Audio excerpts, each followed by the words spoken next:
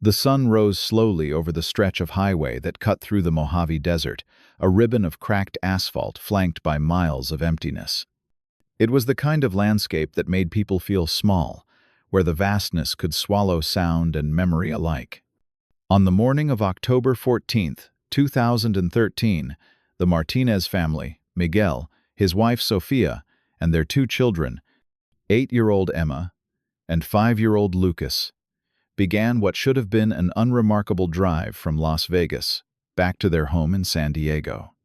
They'd spent a long weekend visiting Sofia's sister, attending a cousin's wedding, eating too much cake, and letting the kids run wild in the hotel pool. It was supposed to be one of those ordinary family memories, the kind you half forget until you stumble across photos years later. Miguel had checked out of the Silver Palms Inn just after 9 in the morning, loaded their silver Honda Odyssey with suitcases and a cooler full of leftovers, and kissed his wife on the cheek before pulling onto Interstate 15 South. Sofia had texted her sister at 9:47 a.m., saying they were making good time, that the kids had already fallen asleep in the back seat, and that she'd call when they got home. That text was the last anyone ever heard from any of them. The drive from Las Vegas to San Diego typically takes about 5 hours, maybe 6 with stops for gas and restrooms. The Martinez family should have arrived home by mid-afternoon at the latest. When Sofia's sister, Carmen, didn't hear from them by evening, she sent a few casual texts asking if they'd made it safely. No response. By 10 that night, she called Miguel's phone. It rang 6 times before going to voicemail. She tried Sofia's number next, and then again an hour later. Nothing. Carmen told herself they'd probably just gone to bed early, exhausted from the trip, phones left charging in the kitchen. But the unease settled in her chest like a stone. The next morning, October 15th, when there was still no word, Carmen called Sofia's best friend in San Diego, asking if she'd heard anything. She hadn't. Carmen then called Miguel's workplace, a commercial HVAC company where he'd been employed for 9 years. His manager said Miguel hadn't called in sick, hadn't shown up, and wasn't answering his work phone. That's when Carmen called the police. The San Diego Police Department took the report, but there wasn't much urgency at first. Adults go off the grid sometimes.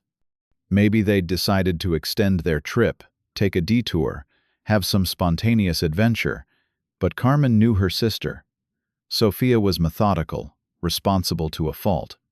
She wouldn't just disappear without calling, especially not with the kids in school. By the afternoon of October 16th, when Miguel and Sofia still hadn't shown up for work or answered dozens of calls and texts from increasingly frantic family members, the police opened a missing persons investigation.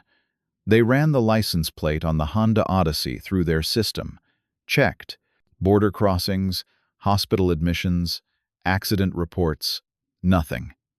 It was as if the family had evaporated somewhere between Las Vegas and San Diego, swallowed by the desert itself. Miguel's brother, Antonio, drove the entire route the family would have taken, eyes scanning every rest stop, every gas station, every stretch of shoulder. He stopped at a truck stop near Barstow and showed the attendant photos of Miguel and Sofia on his phone. The attendant squinted at the images, shook his head, said he saw hundreds of people every day. Antonio kept driving, kept looking, the knot in his stomach tightening with every empty mile. The highway was desolate in places, long stretches where cell service dropped out entirely, where the only signs of civilization were occasional exits leading to forgotten towns with names like Zizix and Baker. He imagined a tire blowout, the van skidding off the road, tumbling down an embankment. He imagined his brother trying to flag down help on a road where cars passed only every few minutes. But there were no reports of abandoned vehicles, no calls for roadside assistance, no hospital admissions matching their descriptions. The California Highway Patrol joined the search on October 17th. They dispatched helicopters to fly over the most remote sections of the I-15 corridor, looking for any sign of a silver minivan off the roadway. They checked surveillance footage from gas stations and rest stops along the route. At a Shell station in Baker, about 90 miles south of Las Vegas, they found something.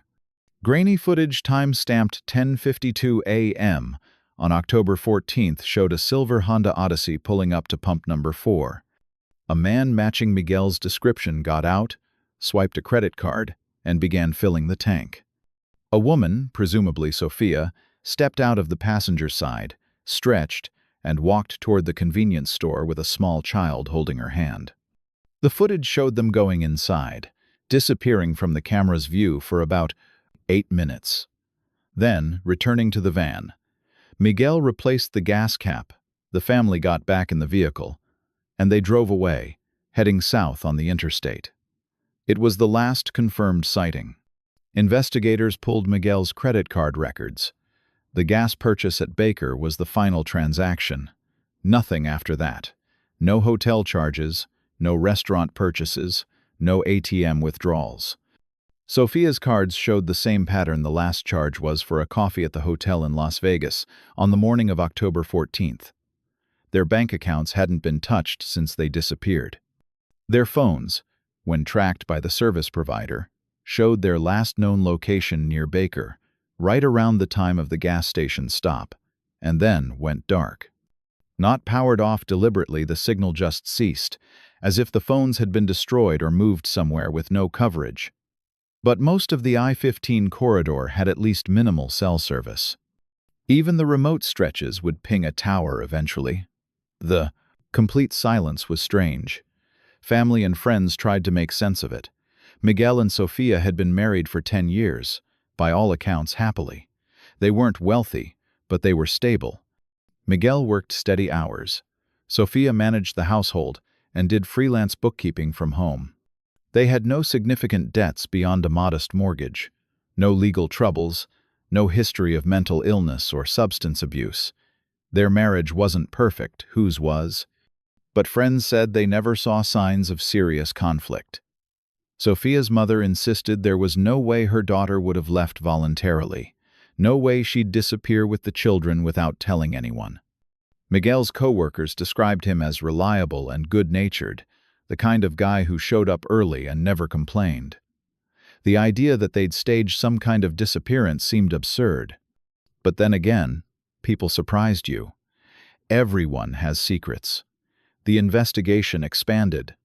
Police interviewed family members, friends, neighbors, co-workers. They searched the family's home in San Diego, looking for anything that might explain the disappearance: financial records, notes, evidence of marital strife, plans to flee. They found nothing unusual. The house was neat, lived in, normal. Bills were paid up through the end of the month. Emma's backpack sat by the door, homework half finished inside. Lucas's toys were scattered across the living room floor. There was a calendar on the refrigerator with appointments marked in Sofia's handwriting: dentist for Emma on October 21st, parent-teacher conference on October 25th. These were not the plans of a family preparing to vanish. Investigators dug into Miguel and Sofia's backgrounds, looking for anything dark. Miguel had no criminal record, not even a speeding ticket. Sofia was the same: blameless, boring, ordinary. The children's school reported nothing concerning. Emma was a bright, cheerful kid who loved art class. Lucas was shy but sweet, still learning to write his name.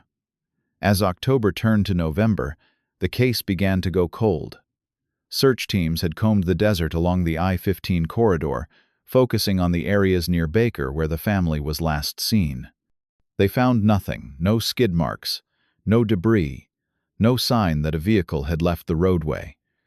It was as if the Martinez family had driven into a black hole. Theories proliferated among investigators and online sleuths who'd latched onto the case. Some believed the family had been victims of foul play, perhaps carjacked or abducted somewhere along that desolate stretch of highway. But there was no evidence of struggle, no witnesses, no ransom demands. Others wondered if Miguel had driven off the road deliberately, a murder-suicide in some hidden ravine. But those who knew him rejected that idea vehemently. And wouldn't a crash leave some trace? The desert preserved things, didn't let them disappear completely. Another theory emerged, darker and more speculative. The area around Baker and the Mojave Desert had a grim history, scattered stories of people who'd gone missing over the years in those vast, empty spaces. Some investigators wondered if the family had encountered someone dangerous, a predator who hunted along quiet highways. But again, there was no evidence, just speculation and the maddening silence of the desert. Carmen became obsessed. She took a leave of absence from her job and moved temporarily to Baker, a tiny town with a population of barely 200 people, famous mainly for having the world's tallest thermometer. She spent weeks walking the roads, questioning locals, searching for anyone who might have seen something. Most people were kind, but unhelpful. One elderly man told her that the desert kept secrets, that things vanished out here all the time. He mentioned a side road, a poorly maintained turnoff about 15 miles south of Baker that led to an abandoned mining area. Not many people knew about it, he said. Trucks sometimes used it to avoid way stations. Carmen drove out there alone one afternoon, her heart hammering. The road was rough, barely more than a dirt track, winding through rocky outcroppings and scrub brush. She drove for nearly an hour, finding nothing but emptiness and the skeletal remains of old mining equipment. No silver van, no sign of her sister. The first anniversary of the disappearance came and went. The family held a vigil in San Diego, releasing balloons and hanging missing persons flyers that would fade in the sun and blow away in the wind. The media had moved on to other tragedies. The case file remained open but inactive, shelved alongside thousands of other unsolved disappearances. Carmen returned to her life, but barely. She couldn't let go. She started a blog, posting updates, theories, maps with possible routes marked in red. She joined online forums dedicated to missing persons cases, trading ideas with strangers who were similarly haunted. Years passed. Emma would have been 13 by then, Lucas 10. Carmen imagined them growing up somewhere, alive but lost. She couldn't accept that they were dead. Wouldn't. Miguel's brother Antonio took a different path. He descended into grief so deep it nearly destroyed him. He stopped going to work, stopped answering calls, drank himself numb most nights. His wife eventually left him, taking their own children, unable to watch him drown.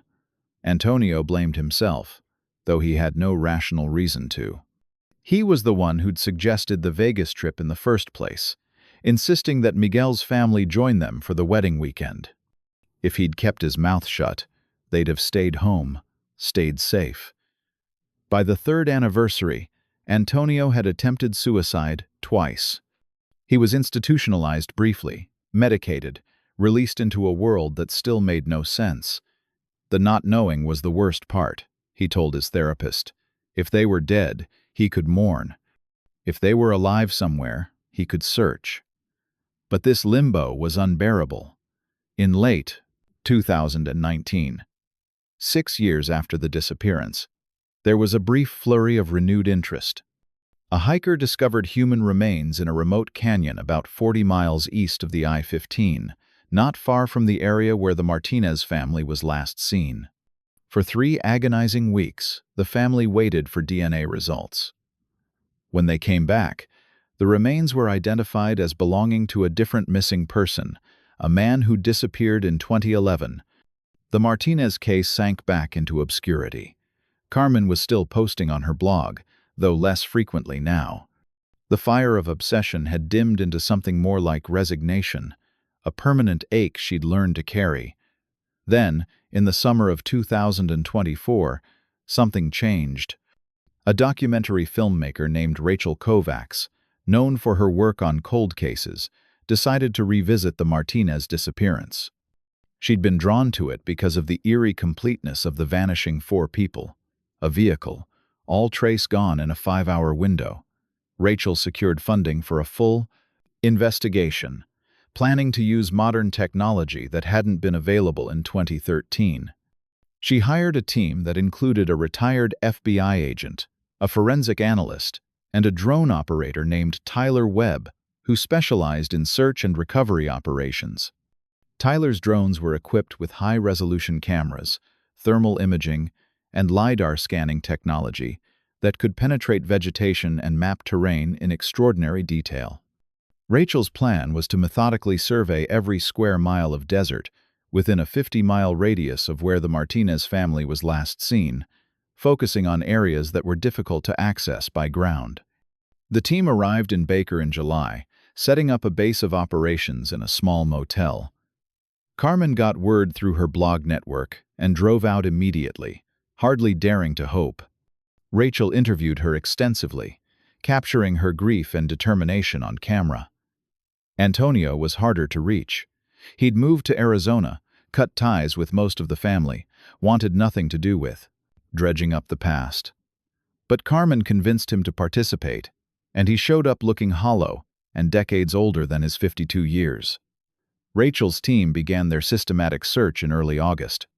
Tyler launched his drones each morning at dawn, when the air was still and the light was best. He flew grid patterns, hours of careful, monotonous work, reviewing footage each evening with the team.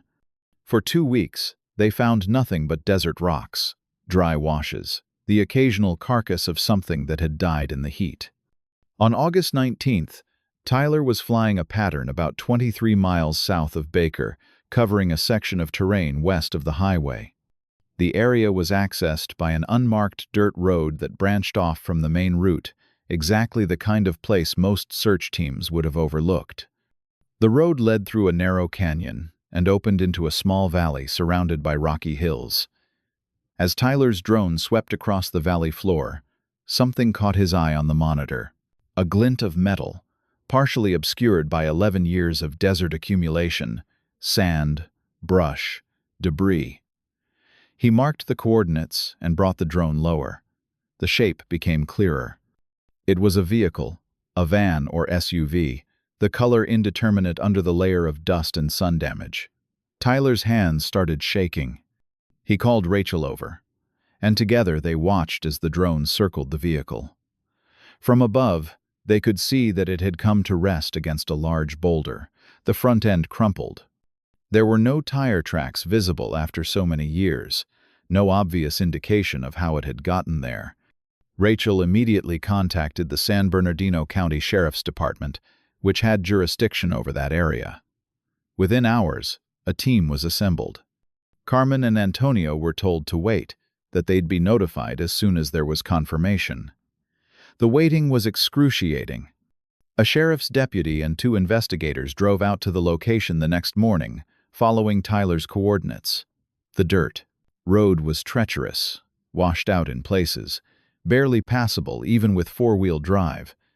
It took them nearly 2 hours to reach the valley. When they finally approached the vehicle on foot, the deputy radioed back. It was a silver Honda Odyssey. The license plate, though faded and partially covered in dust, matched the registration for Miguel Martinez's vehicle. The scene was treated as a potential crime scene and recovery site. A full forensic team was brought in, along with the county coroner. The van's windows were intact but so coated with grime that it was impossible to see inside. When investigators carefully opened the driver's side door, the interior was a tomb of still air and desert heat. Miguel Martinez was in the driver's seat, or what remained of him. The body was mummified, preserved by the dry heat. Leather-like skin stretched over bone, eye sockets empty, mouth open in what might have been a final gasp or scream. Sofia was in the passenger seat, in much the same condition. In the back, secured in their car seats, were the small, heartbreaking remains of Emma and Lucas. The children's bodies were slumped forward against their restraints, dolls made of parchment skin and brittle bone. There was no obvious sign of trauma, no bullet holes or stab wounds, no evidence of blunt force. The van's interior showed no signs of struggle, no blood spatter, no torn upholstery, nothing to suggest violence. The investigators worked methodically, photographing everything, documenting the position of the bodies, collecting evidence. On the floor near Sofia's feet, they found her purse, contents still inside, wallet, phone, lipstick, receipts. Miguel's phone was in the center console. Both phones were dead, their batteries long since expired, but they would be sent to forensic specialists who might extract data. In the back seat, a child's backpack sat between Emma and Lucas, filled with coloring books and crayons. A stuffed rabbit that had once been white was wedged beside Lucas's car seat, its fur now gray with dust. The van itself told part of the story. The front bumper and hood were badly damaged, consistent with a collision. The radiator was ruptured, fluids long since evaporated. The tires were flat, rubber cracked and degraded. When investigators examined the undercarriage, they found damage to the oil pan and transmission. It appeared the van had been driven over rough terrain, possibly at high speed, and had struck the boulder with enough force to disable it completely. But why? Why had Miguel turned off the highway and driven deep into this isolated valley? The dirt road leading to the site was barely visible from the main highway, just a gap in the rocks that most drivers would never notice. Had they been forced off the road, chased, or had Miguel turned onto it deliberately? One of the investigators, a veteran named Detective Martinez, stood in the brutal August heat and tried to reconstruct what had happened. The gas station. Footage showed the family stopping in Baker around 10:52 a.m. This location was roughly 15 miles south of Baker. If they'd driven directly here after leaving the gas station, they would have arrived around 11 or 11:15 a.m. But why? Marquez examined the area around the van carefully. There were no other vehicles, no camping equipment, nothing to suggest this was a planned stop. The van's keys were still in the ignition, turned to the off position. Miguel had shut the engine down. That ruled out the idea that they'd crashed and been knocked unconscious, unable to escape. He'd turned the engine off deliberately. But then what? Why hadn't they walked back to the highway? It was only a few miles. Difficult, but not impossible, even with small children. As the forensic team processed the scene, they found something else. On the van's dashboard, tucked under a sun visor, was a folded piece of paper. It was yellowed and brittle, but when carefully opened, it revealed a handwritten note in what appeared to be Miguel's writing. The note was brief, dated the 14th of October 2013, though the exact time wasn't specified. It read, "Something's wrong with Sofia. She's not making sense. Kids are scared. Drove off highway to get away from traffic. Try to calm her down. Van hit a rock. Won't start. Phone's not working.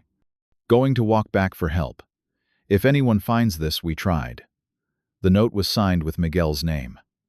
The investigators stood in silence, processing the implications. Sofia had been experiencing some kind of medical or psychiatric episode. Miguel, trying to manage the situation, had made the fatal decision to leave the highway. But then why hadn't they walked out? The note suggested Miguel intended to go for help. Had he tried and collapsed somewhere in the desert, his body never found? Had Sofia's condition worsened to the point where they couldn't move her? And what about the children? The questions multiplied. Detective Marquez ordered a thorough search of the surrounding area, expanding the perimeter to half a mile in every direction. They were looking for another body, for Miguel's remains somewhere between the van and the highway. But they found nothing. No bones, no clothing, no sign that anyone had walked through that terrain. Back at the van, the coroner was conducting a preliminary examination of the bodies. Cause of death would require full autopsies, but the initial assessment was grim. All 4 individuals appeared to have died from dehydration and exposure. There were no signs of external injury beyond what post-mortem degradation and animal activity might have caused. The positioning of the bodies suggested they'd died in place, still seated in the vehicle. But that raised a horrifying question. Why hadn't they left the van? Even if Miguel had gone for help and never returned, Sofia and the children should have tried to save themselves once they realized he wasn't coming back. Unless Sofia's condition had rendered her incapable of making that decision. Unless she'd been so impaired, so lost in whatever medical crisis was overtaking her that she'd kept the children in the van, waiting for help that never came. The autopsies were conducted over the following weeks at the San Bernardino County Coroner's facility. The remains were so degraded that testing was difficult, but forensic pathologists did their best. Toxicology on Miguel came back clean: no alcohol, no drugs, no poisons. Sofia's results, however, showed trace evidence of a pharmaceutical compound, though the levels were too degraded to provide a precise measurement. The pathologist consulted with a pharmacologist and identified the compound as belonging to a class of drugs used to treat severe psychiatric conditions: antipsychotics, mood stabilizers. Carmen was stunned. Sofia had never mentioned being on any medication. As far as the family knew, she had no history of mental illness. Investigators went back through Sofia's medical records, obtained through legal channels. What they found was troubling. 6 weeks before the trip to Vegas, Sofia had visited her primary care physician, complaining of anxiety and insomnia. The doctor had prescribed a mild anti-anxiety medication. 2 weeks later, Sofia returned, this time reporting intrusive thoughts and a sense of unreality. The doctor referred her to a psychiatrist. Sofia had attended one appointment with the psychiatrist on October 1st, less than 2 weeks before the family disappeared. The psychiatrist's notes, now subpoenaed, indicated that Sofia was experiencing symptoms consistent with a severe anxiety disorder, possibly the onset of a psychotic episode. She'd described feeling like she was being watched, that something terrible was going to happen to her family. The psychiatrist had prescribed an antipsychotic medication and scheduled a follow-up appointment for October 21st, an appointment Sofia would never make. Carmen collapsed when she learned this. How had she not known? How had Sofia hidden it? But the more Carmen thought about it, the more small details came back to her. Sofia had seemed distracted in the weeks before the Vegas trip. During a phone call in late September, she'd mentioned feeling tired, stressed, overwhelmed. Carmen had brushed it off, told her to get more sleep, suggested the Vegas trip would be a good break. Oh God. The trip hadn't been a break. It had been a catalyst.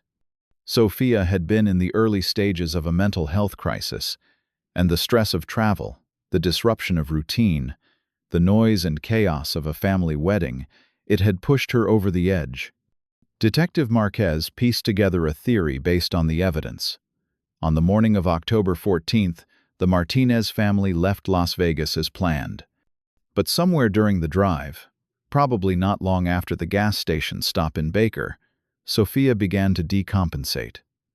Maybe she started saying things that didn't make sense, became agitated, frightened. Miguel, trying to manage the situation while driving, made the split-second decision to get off the highway, find a quiet place where he could calm her down without the pressure of traffic and other drivers. He spotted the unmarked dirt road and turned onto it, perhaps thinking it was just a short side road, not realizing it led deep into the desert. The van's suspension wasn't built for that kind of terrain. He hit the boulder, damaging the vehicle beyond repair. Now, they were stranded, miles from help, with Sofia in crisis and 2 terrified children in the back seat. Miguel tried his phone, but there was no service in the valley. He knew they couldn't stay there. The desert in October could still reach 90 degrees during the day, and the van wouldn't run without a functioning radiator and oil pan. He wrote the note, perhaps intending to wedge it somewhere more visible, but in his panic just shoved it under the visor. Then he made a decision that would haunt every investigator who reviewed the case. He left, his family in the van, and set out on foot to get help. But here the theory hit a wall. Miguel should have made it back to the highway. Even if he'd walked slowly, conserving energy in the heat, it was only a few miles. Unless he'd gotten disoriented, walked in the wrong direction, succumbed to heat exhaustion before reaching the road. But no body was ever found, and the search teams had been thorough. An alternative theory emerged from the forensic psychologist brought in to consult on the case. She suggested that Miguel might never have left at all. The note could have been written in a moment of intention, but Sofia's condition might have prevented him from following through. If she was actively psychotic, delusional, paranoid, she might have believed Miguel was abandoning them, or worse, that he was part of whatever threat she imagined. She might have begged him not to leave, might have become so agitated that Miguel feared leaving her alone with the children. So he stayed, hoping someone would come, that another driver would spot the turnoff and investigate. But no one did.